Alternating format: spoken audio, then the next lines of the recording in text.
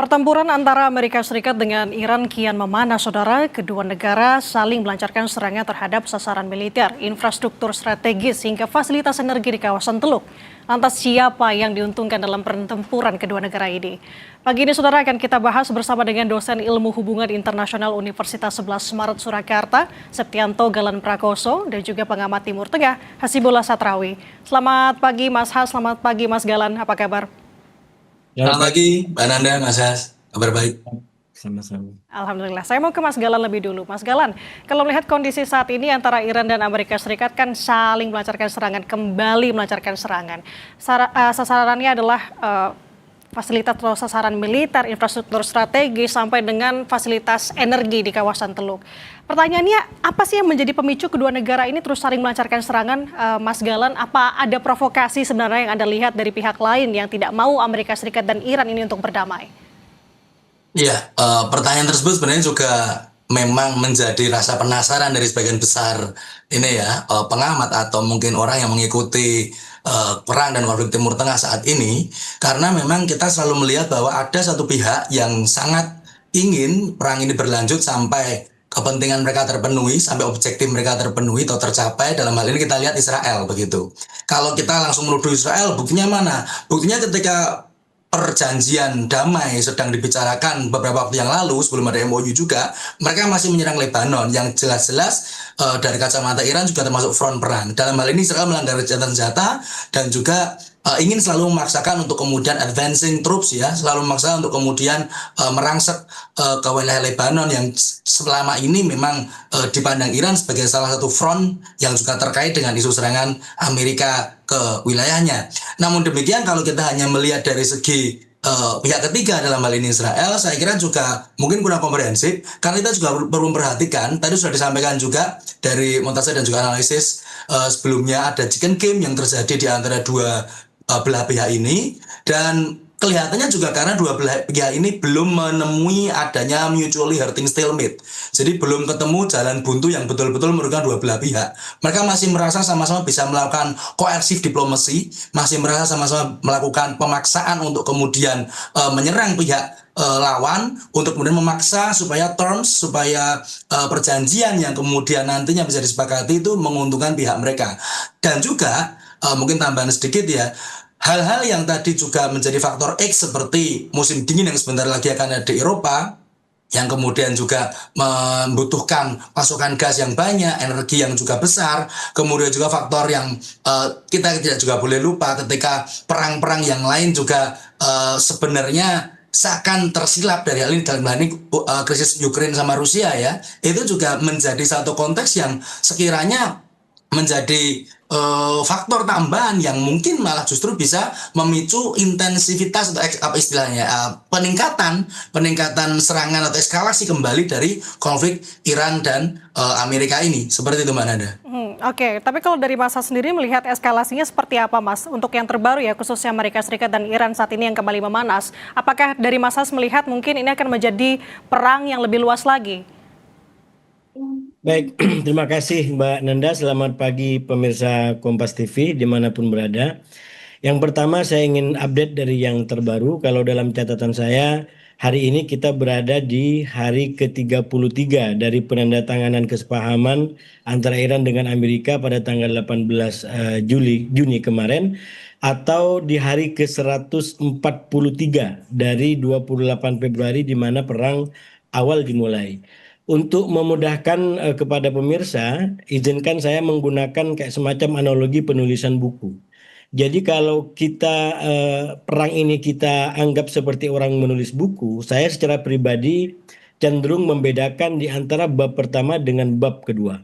Bab pertama itu telah dilakukan, telah selesai ditulis dari tanggal 28 Februari sampai kurang lebih tanggal 8 Juli kemarin. Kenapa saya sebut sebagai tanggal 8 Juli? Karena sekali lagi kita melihat dari tanggal 9 Juli sampai hari ini itu ada perbedaan perang atau saya sebut sebagai permulaan bab kedua. di mana perang kemudian kembali intensif, bahkan ini sudah masuk ke hari ke-9 Amerika melakukan serangan yang bertubi-tubi. Saya dalam catatan harian saya di sosmed mencatatnya hari ini sebagai hari ke-10. Karena saya mengkategorikan awal daripada bab kedua ini adalah dimulai ketika Trump mengatakan secara terbuka dalam KTT NATO bahwa genjatan senjata dengan Iran telah berakhir. Dan itu kurang lebih di tanggal 8 atau 9 Juli. Dan memang setelah itu langsung dimulai dengan serangan susul menyusul tanpa henti. Nah, oleh karena itu, karena ini adalah bab kedua, memang secara umum temanya sama, tapi sebenarnya secara akademis ada perbedaan-perbedaan yang sangat spesifik, yang sangat berbeda di antara bab pertama dengan bab kedua. Apa di antaranya yang berbeda? Di antara yang berbeda adalah menurut saya yang paling menonjol soal keterlibatan Israel. Kalau dalam bab pertama, Israel adalah menjadi kayak semacam orang, saya menyebutnya sebagai penggoda perang Netanyahu. Karena memang dia yang menggoda lebih dahulu dan Amerika kerepotan untuk membenarkan bahwa ini keputusannya daripada keputusan Israel. Tapi yang hari ini dari tanggal 9 Juli, ini Israel nyaris tidak terlibat. Dalam pengertian di depan layar ya. Bahkan di hari ke-9 ini Iran tidak menargetkan satu peluru pun ke Israel. Bahkan yang terbaru kemarin Iran itu menargetkan ke daerah Aqabah di Yordania yang itu hanya beberapa kilo katanya untuk mencapai ke Israel, ke daerah Yemen di Israel. Tapi juga tidak diarahkan ke sana. Jadi bagi saya ini adalah sebuah pembeda daripada perang yang terjadi sekarang yang saya sebut sebagai di bab kedua. Dan yang kedua, pembeda yang kedua, memang ini persoalannya terkait dengan pertanyaan Mbak Nanda tadi. Persoalannya adalah di atas muka, ini berkaitan dengan katakanlah Selat Hormuz atau lebih pasnya pemberlakuan kesepahaman yang terdiri dari 14 poin itu. Di mana terutama pasal 5 itu kemudian jelas memberikan wewenang kalau bagi Iran bahwa berdasarkan pasal itu Iran berwenang untuk mengatur lalu lintas Hormuz. Dan memang itu disyaratkan agar Iran membuka Hormuz secara terbuka. Itu dipahami atau diklaim secara sepihak oleh Iran bahwa dia berhak menentukan wilayah mana saja yang bisa digunakan, termasuk wilayahnya Oman atau wilayah selatan, jalur selatan. Nah ini menjadi titik tengkar. Karena kalau bagi Amerika itu hanya berlaku bagi wilayah utara, wilayahnya Iran. Karena kalau wilayah selatan itu nggak ada kaitan. Nah, ketika Iran kemudian mencoba untuk memaksakan otoritasnya, sistemnya ke wilayah selatan, maka kemudian menjadi titik tengkar.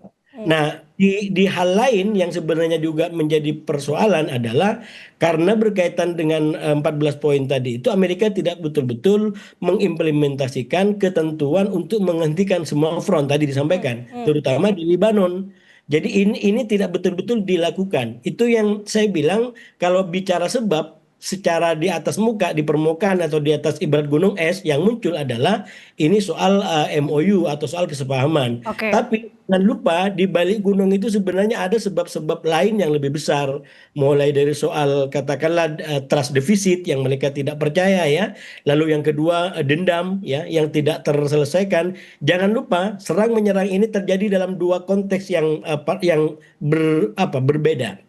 Dari sisi Iran ini berkaitan dengan waktu-waktu pemakaman Ayatullah Ali Khamenei yang suaranya adalah suara perlawanan, suara untuk balas dendam. Bahkan mereka yang berunding itu seakan-akan dijadikan sebagai pengkhianat, dituduh sebagai pengkhianat oleh milik kelompok-kelompok lain di Iran yang jauh lebih ekstrim dan menginginkan balas dendam. Itu Oke. dari sisi Iran.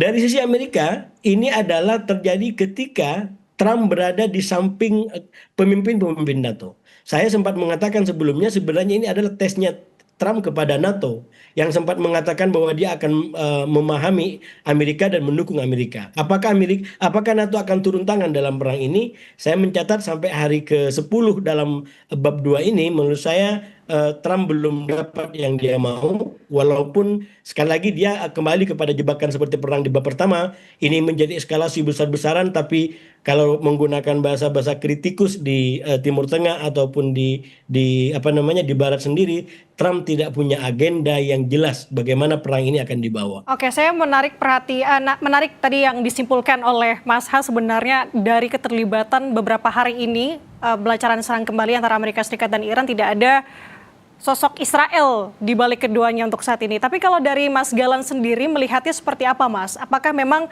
dan yang jadi pertanyaannya sebenarnya siapa yang paling diuntungkan dalam peperangan ini? Apalagi tadi kalau dari Mas Has sendiri melihat sekarang sudah tidak ada lagi nih si Israel di balik antara serangan balik antara Iran dan juga Amerika Serikat. Ya, betul. Jadi sebenarnya memang kalau kita melihat, karena meskipun itu juga bisa menjadi faktor di balik gunung es tadi, kalau mengambil istilah dari Mas Yas barusan, memang secara di permukaan kita tidak akan melihat keterlibatan aktif karena mereka sudah sangat diantagonisasi begitu, dan Netanyahu sendiri juga melihat ini tidak akan menguntungkan Israel jika dia langsung mengkonfrontasi seperti itu.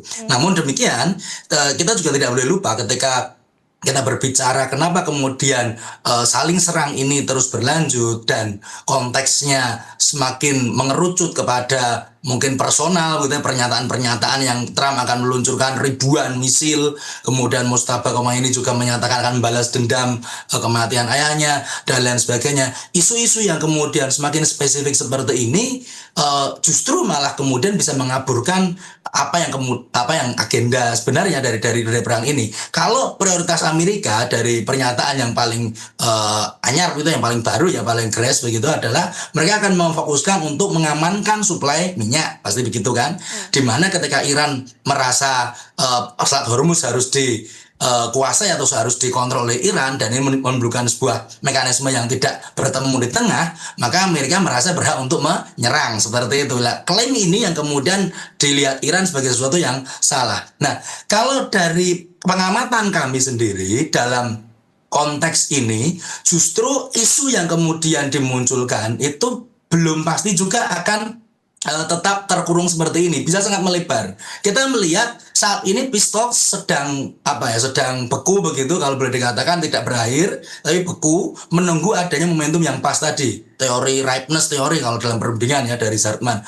Tapi moderatornya atau mediatornya dalam hal ini itu juga mungkin belum memiliki kekuatan atau momentum yang pas. Saat ini Qatar dipandang juga sebagai pihak yang condong ke Amerika, sehingga Iran juga sempat melaksanakan serangan dan kemudian menyasar fasilitas Amerika di Qatar. Oman juga dalam hal ini sebagai counterpart di Selat Hormuz yang mengatur perairan selatan juga dipandang lebih bekerja sama dengan Amerika. Pakistan saat ini juga tidak terlalu menonjol selepas kegagalan mempertemukan delegasi kemarin, sehingga apa yang kemudian bisa di-engage dari masing-masing moderator ini juga belum jelas. Namun yang justru menarik adalah bagaimana kemudian nanti negara-negara Timur Tengah akan bersikap.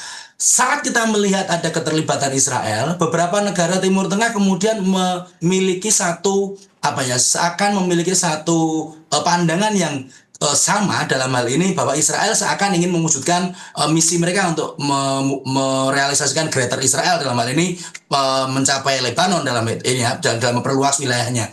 Namun demikian saat ini mosi tersebut terlihat tenggelam begitu kan, dan bahkan ada isu-isu lain yang kemudian muncul seperti berita terbaru mungkin juga pengayaan uranium untuk kepentingan sipil di Saudi Arabia, di Arab Saudi, bahkan mungkin di tempat yang jauh di Jepang dalam hal ini juga karena perang ini dan keberlanjutan eskalasi, Jepang mempertimbangkan untuk kemudian menggunakan energi nuklir dalam konteks deterrence dan lain sebagainya. Nah, isu-isu seperti ini yang kemudian justru menjadi bukti bahwa memang masih ada spillover effect atau masih ada hal-hal yang sekiranya perlu kita perhatikan yang terkait juga dengan eskalasi konflik Amerika dan Iran kembali, dan tentunya tidak bermaksud tunjuk tangan, tapi pastinya terarahkan juga ke sekutu-sekutu Amerika, terutama sekutu tradisional yang ada di wilayah Teluk sendiri begitu, termasuk Israel begitu kan ya. Oke, saya tangkap poinnya Mas Galan. Tapi kalau dari Mas Has nih melihatnya seperti apa? Tadi sudah disinggung sama Mas Galan bahwa saya katakanlah ini bahasanya adalah ultimatum ya, Amerika Serikat kepada Iran, Iran juga kepada Amerika Serikat, bahkan pemimpin tertinggi Iran, Mojtaba Khamenei mengatakan bahwa akan memberikan pelajaran yang tidak akan dilupakan kepada Amerika Serikat. Tapi kalau dari Mas Has sendiri ini melihat sebagai peringatan yang seriuskah kali ini dan juga akan berdampak atau seperti apa, Mas? Ya, sudah pasti kalau kita bicara soal serius atau tidak serius, ini lebih daripada serius. Ini soal nasib jutaan orang, ini soal kedamaian negeri. Jadi nggak ada yang main-main di sini. Ini justru permainan dan pertarungan taktik semuanya jalan menurut saya. Karena itu cara baca kita menurut saya juga harus jeli. Jangan kita hanya di atas permukaan, tapi mari kita baca ke dalam. Saya membacanya yang pertama begini, kalau kita lihat ancam mengancam ya, atau perkembangannya di lapangan. Yang pertama, ini secara kelompok, saya melihat ada kayak semacam pertarungan dua kelompok ideologis. Sama-sama ini di Iran maupun di Amerika, yaitu orang-orang yang menginginkan perang terus berlangsung.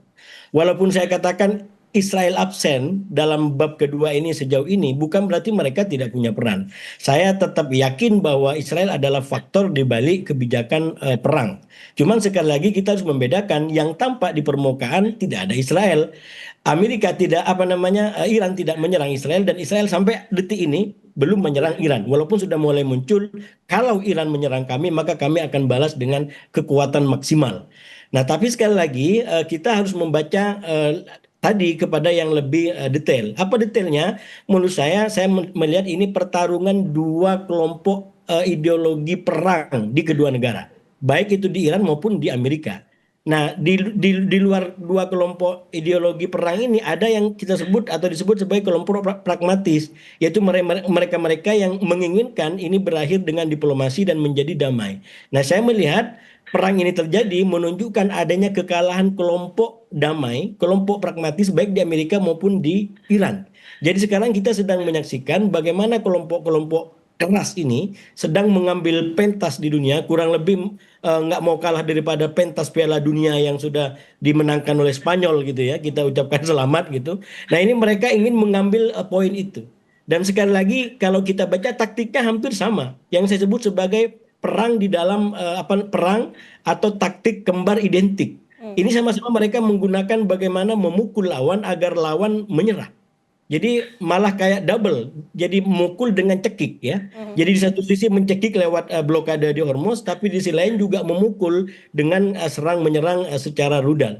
Sekali lagi targetnya kurang lebih sama. Mereka sedang berbicara, mencoba untuk memaksa pihak lawan itu menyerah dan memenuhi apa yang diinginkan.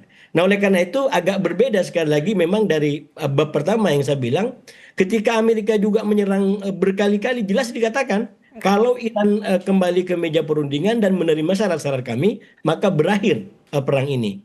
Nah, oleh karena itu di aspek itu maka kemudian kita bisa baca lebih dalam. Apa itu? Sebenarnya kalau kita baca dari awal, Iran sebenarnya mau damai, sebenarnya juga mau damai. Tapi Iran begitu trauma kalau kemudian diserang kembali. Karena itu secara kerangka itu bolak-balik dibongkar. Iran menginginkan agar kalau sudah ditandatangani, berarti itu deklarasi dan komitmen Iran tidak akan pernah diserang kembali. Jadi poinnya Iran menginginkan tidak akan pernah diserang kembali. Nah, persoalannya adalah Amerika tidak mau.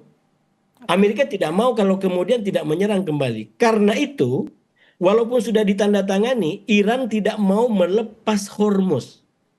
Jadi Hormuz itu adalah menjadi kunci. Bahkan kalau kata penasihat Mujtaba itu, dikatakan dia lebih penting daripada 10 senjata nuklir.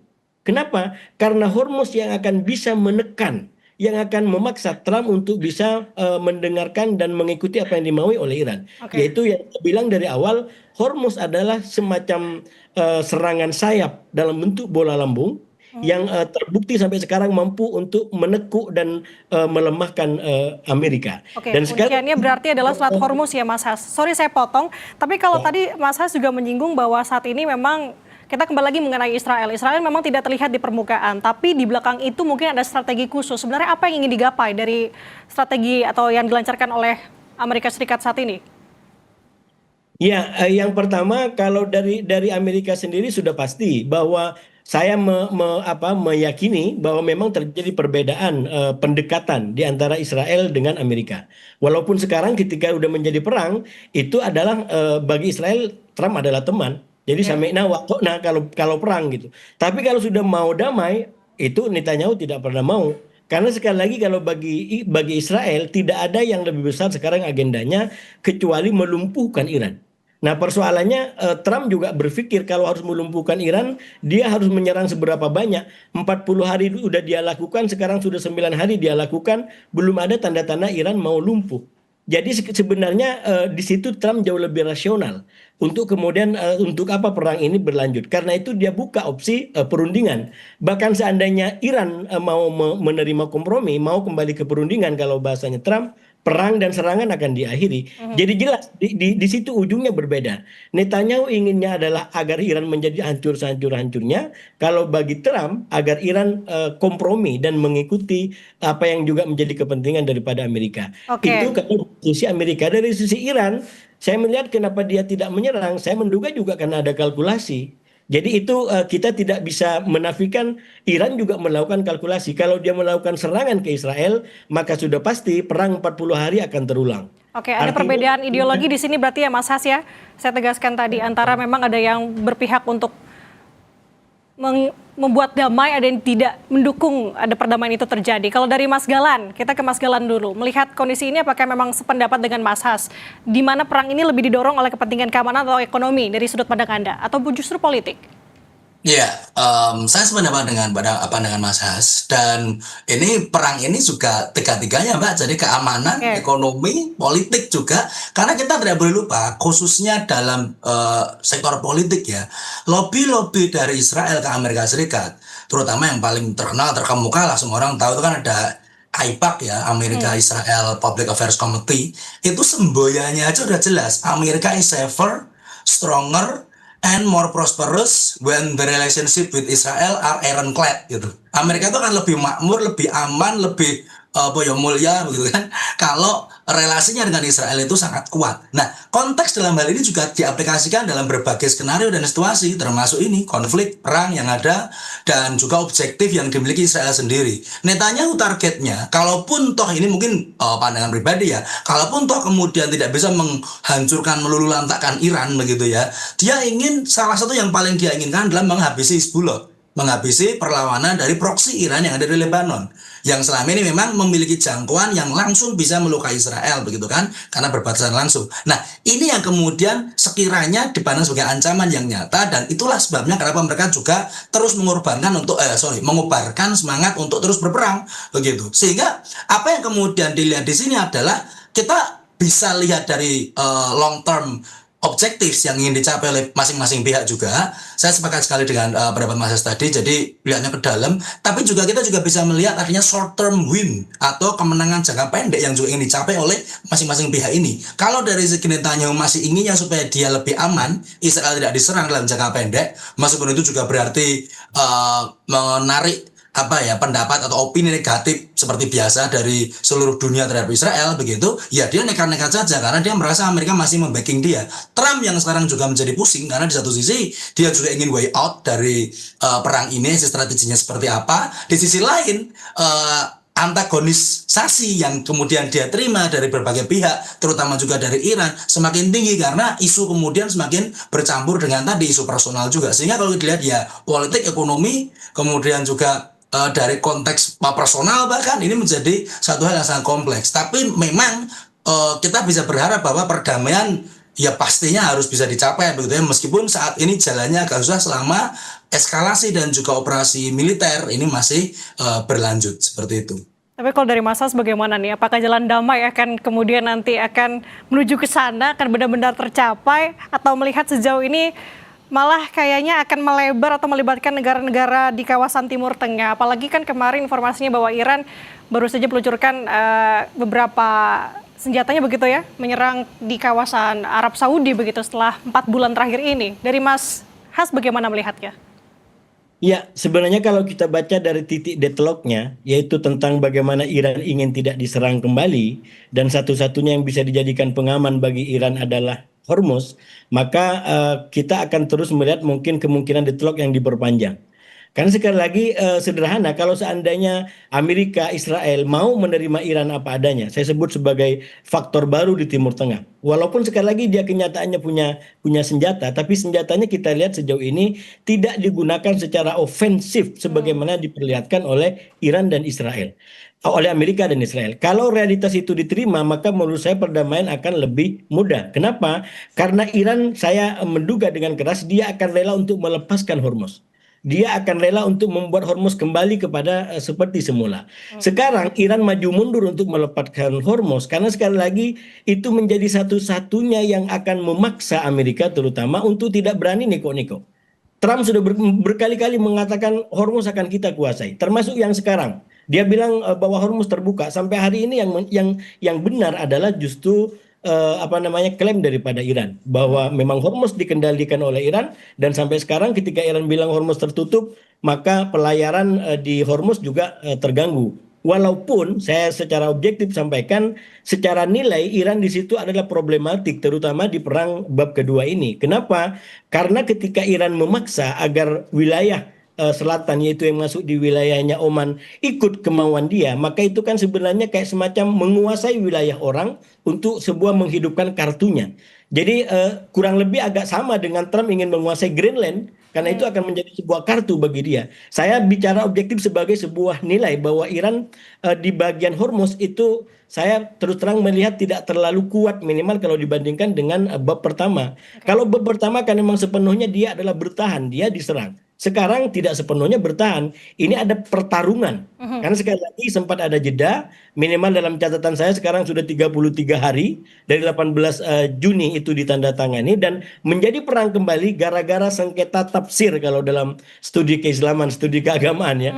Ada sengketa tafsir mengenai pemberlakuan pasal 5. Apakah itu kemudian berarti bahwa Iran berhak untuk mengatur wilayah lain termasuk Oke. wilayah Oman untuk ikut kemauan dia berdasarkan kesepahaman itu, atau justru tetap undang-undang laut berlaku bahwa yang menjadi wilayahnya orang lain itu adalah wilayahnya dia, walaupun sekali lagi kita nggak setuju misalkan Oke. orang-orang Arab Teluk berkong kali kong dengan Amerika, tapi sekali lagi itu wilayahnya dan kemandirian kedaulatan wilayah Teluk. Nggak bisa Iran kemudian mengatur silahkan apa namanya Amerika harus hengkang dari Teluk. Itu Oke. bukan Iran. Walaupun sekali lagi saya tidak setuju, saya kritis kepada negara-negara Arab Teluk yang justru menghadirkan Amerika dalam konteks kepentingan keamanan. Tapi sekali lagi kita dalam konteks demokrasi paling tidak negara-negara punya kemerdekaan untuk menentukan bekerja sama dengan siapa, dan negara lain harus menghormati kedaulatan negara lain juga. Oke, saya tutup dengan pertanyaan, berarti bagaimana caranya menuju ke jalan damai itu akan terjadi nantinya. Terima kasih Pengamat Timur Tengah Hasibullah Satrawi sudah membagi insight-nya bersama kami, dan juga dosen ilmu hubungan internasional Universitas 11 Maret Surakarta, Septianto Galan Prakoso. Terima kasih Mas Galan atas waktunya. Selamat beraktivitas, selamat pagi. Terima kasih. Terima kasih Mbak Nanda, Mas ya, selamat pagi. Siap.